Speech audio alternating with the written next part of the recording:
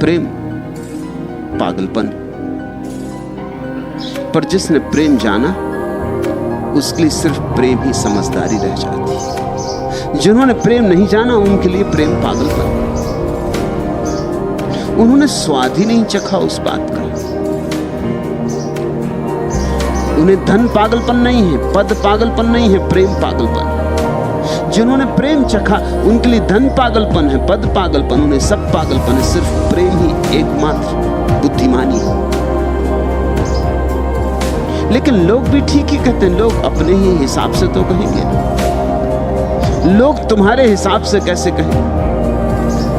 लोगों को लगता है कि तुम कुछ डगमगा गए, क्योंकि लोगों को लगता है जैसे वे चल रहे हैं तुम अब वैसे नहीं चल रहे। तुमने लोगों से अपना ढंग अलग कर लिया। तुम्हें आनंद आ रहा है, तुम मगन हो रहे हो, मगर लोगों को लग रहा है कि तुम बेढंग पे जा रहे हो। भीड़ चाहती है सदा तुम भीड़ के साथ राजी रहो। भीड़ तुम्हें स्वतंत्रता नहीं देना चाहती। भीड़ व्यक्ति को बर्दाश्त नहीं करती। भीड़ व्यक्ति की हत्या करती, व्यक्ति को बिल्कुल मिटा देना चाहती। भीड़ गुलाम चाहती, फिर वे गुलाम हिंदू हो कि मुसलमान की, सिख की, ईसाई की, जैन, कुछ फर्क नहीं पड़ता। भीड़ की एक ही कला है कि तुम्हें पहुंच दे, मिटा दे। तुम तुम्हारी तरह ना रहो, तुम्हारे भीतर भीड़ प्रवेश कर जाए।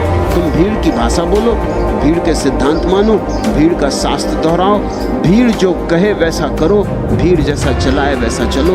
भीड़ मंदिर जाए तो तुम मंदिर जाओ, भीड़ मस्जिद जाए तो तुम मस्जिद जाओ, भीड़ मस्जिद में आग लगाए तो तुम मस्जिद में आग लगाओ, भीड़ मंदिर का मूर्ति तोड़े तो तुम मूर्ति तोड़ो। भीड़ जो करे वही करो। लोग भीड़ में सम्मिलित हो जाने के लिए उत्सुक भी होते हैं।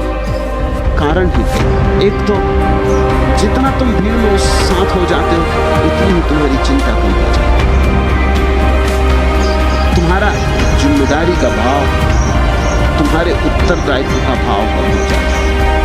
मनोवैज्ञानिक कहते हैं कि जो पाप भीड़ करती है वो व्यक्ति कभी नहीं कर सकता। और अगर किसी भीड़ ने कोई पाप भी किया हो, समझो कि किसी भीड़ ने जाके मंदिर तोड़ डाला हो, कि गुरुद्वारे में आग लगा दी हो, कि मस्जिद जला दी हो, अगर इस भीड़ के एक एक आदमी से तुम अलग अलग जाके पूछो तो वो कहेगा कि मैं कैसे कर पाया, कह नहीं सकता, हो गया। अगर तुम उससे पूछो कि क्या तुम अकेले ये कर सकते थे, तो वो हिचकिचाएगा। अकेले वो नहीं कर सकता था।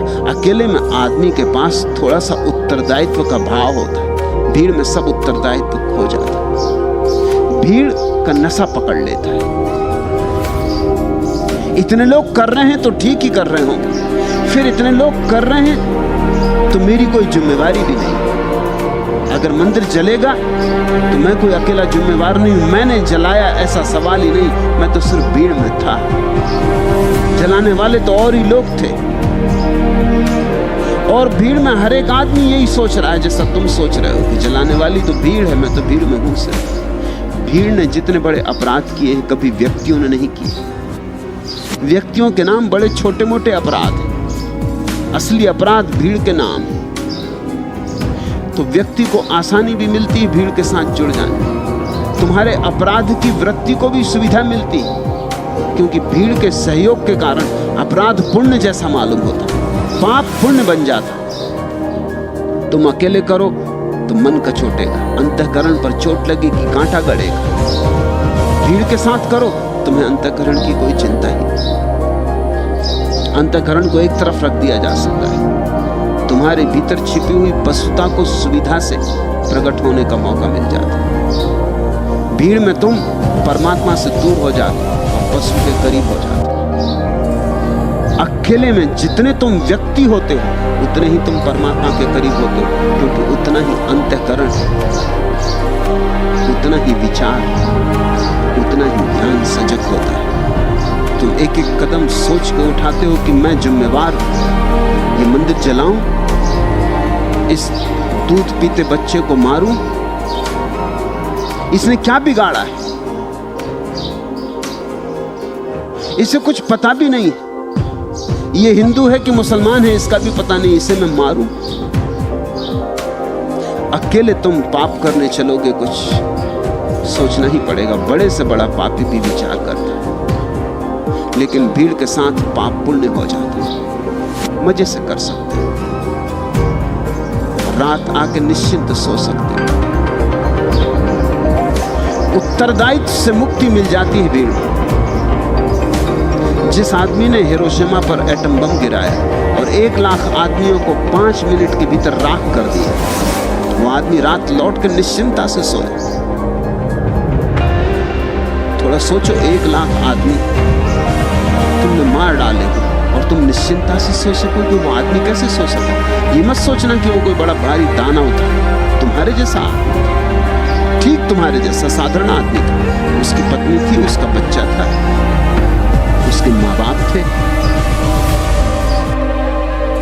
किसी ने कभी उसे ऐसा नहीं जाना कि इतना महाहत्यारा है। लेकिन सुबह जब पत्रकारों ने पूछा, इतने लोगों के मरने के बाद तुझे कैसा लगा? उसने कहा, कोई सवाल नहीं, मैंने आज्ञा का पालन किया,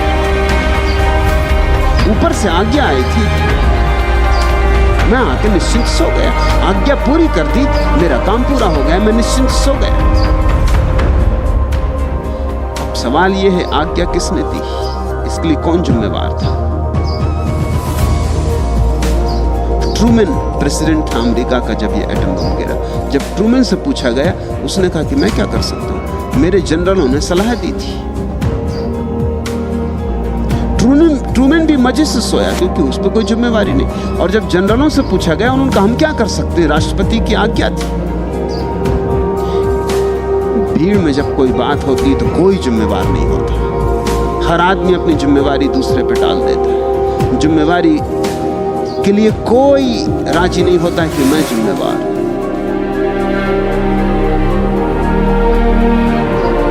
जिन्होंने एटम बम बनाया उन्होंने भी जिम्मेवारी अनुभवी की। उन्होंने कहा हम तो सिर्फ विज्ञान की खोज कर रहे हैं, हमने इसलिए थोड़ी बनाया था कि तुम लोगों को मारो, हमने तो बड़ी भारी खोज की। उन्होंने भी अनुभव नहीं किया कि हमारी कोई जिम्मेवारी। फिर जिम्मेवार कौन था? 1 लाख आदमी मरे ये निश्चित, बम गिराया गया ये निश्चित, बम बनाया गया ये निश्चित, किसी की आज्ञा से गिरा ये भी निश्चित। लेकिन इतनी भीड़ संयुक्त हो उसमें कि सब एक दूसरे पे टाल दे सकते हैं, कोई जिम्मेवार नहीं मालूम होता। भीड़ में लोग सम्मिलित होना चाहते हैं क्योंकि आत्मा को खोने का सबसे सुगम उपाय है। और भीड़ भी चाहती है कि तुम भीड़ में रहो क्योंकि भीड़ का बल उसकी संख्या में। जब तुम अकेले अकेले चलने लगोगे, जब तुम व्यक्ति बनोगे, और वही संन्यास का अर्थ कि तुम अब अपने अंतःकरण से जियोगे। अब तुम्हें जो ठीक लगता है वह तुम करोगे, नहीं कि भीड़ कहती है कि ठीक है। अब तुम अपना निर्णय स्वयं लोगे, अपने पाप पुण्य के लिए स्वयं जिम्मेवार होगे। अब तुम किसी पर टालोगे नहीं, निश्चित ही लोग कहेंगे तुम पागल हो। फिर अनेक बार तुम्हारे और भीड़ के बीच बड़ा फासला हो जाएगा। भीड़ यजन करेगी, तुम भजन करोगे, बड़ा फर्क हो जाएगा। भीड़ कहेगी सत्यनारायण की कथा हो रही, आओ, तुम कहे इस कथा में क्या रखा है, क्योंकि जो कथा कर रहा है उसे कुछ पता नहीं, और इस कथा में सत्यनारायण की बात कहीं आती ही नहीं। कथा बड़ी मजेदार है, इससे सत्य का कोई लेना ही देना नहीं।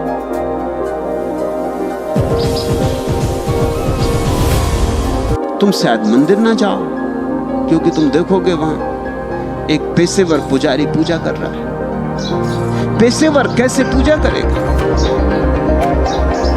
तुम शायद मस्जिद ना जाओ क्योंकि तुम कहो मस्जिद में भी कोई नहीं, कोई प्रतिमा तो है नहीं, कोई आधार आलम्बन तो है नहीं। तो जहां हाथ झुका के बैठ जाऊंगा वही मस्जिद हो गई, मस्जिद जाने की क्या जरूरत है? एक सूफी फकीर जिंदगी भर मस्जिद जाता रहा, इतने नियम से मस्जिद गया, 5 बार दिन में नमाज पढ़ी कि लोग ये सोचना ही भूल गए थे कि कभी ऐसा भी होगा कि वो मस्जिद में आएगा, कभी एक आध दो बार ऐसा हुआ था जब वो बहुत बीमार था और उठ न सका, तो ही कभी गांव छोड़ के नहीं गया कि दूसरे गांव जाए और वहां मस्जिद ना हो। लेकिन एक दिन सुबह लोगों ने पाया कि वो नहीं आया, कल शाम तक तो आया था, बिल्कुल ठीक था, तो बीमार भी नहीं हो सकता। एक ही शक हुआ कि बूढ़ा आदमी मर न गया। मस्जिद के बाद लोग सीधे उसके घर पहुंचे। वो अपने घर के सामने, झोपड़े के सामने एक वृक्ष के नीचे बैठकर ढपली बजा रहा था और गीत गा रहा था। उनका बुढ़ापे में नास्तिक हो गए, बुढ़ापे में कुफ्र सूझा, काफिर हो गए, मस्जिद क्यों नहीं आए? वो फकीर हंसा, उसने कहा कि जब तक अज्ञानी थे तब तक आए, जब तक पता नहीं था कि परमात्मा सब जगह है तब तक मस्जिद आए। अब तो पता है कि सब जगह, यहां भी है वहां भी है, कहां आना कहां जाना। अब तो जहां है वहीं गीत गाएंगे। अब तो हर गीत नमाज है। मगर भीड़ इससे राजी नहीं हुई। भीड़ ने कहा कि बुढ़ापे में सठिया गया। तो भीड़ तुमसे कहेगी तुम पागल हो गए, तुम्हारा रंग ढंग समझ में ना आएगा। भीड़ ठीक ही कहती है, मगर ये पागलपन इस जगत में सबसे बड़ी बुद्धिमत्ता है। बुद्ध को भी भीड़ ने कहा था पागल हो गए, कबीर को भी भीड़ ने कहा था पागल हो गए, क्राइस्ट को भी भीड़ ने कहा था पागल हो गए। भीड़ सदा से यही कहती रही। तुम सौभाग्यशाली हो कि भीड़ तुमको भी पागल कह रही। इस पागलपन को कष्ट मत समझना, इसे भीड़ की तरफ से तुम्हारे व्यक्तित्व का सम्मान समझना।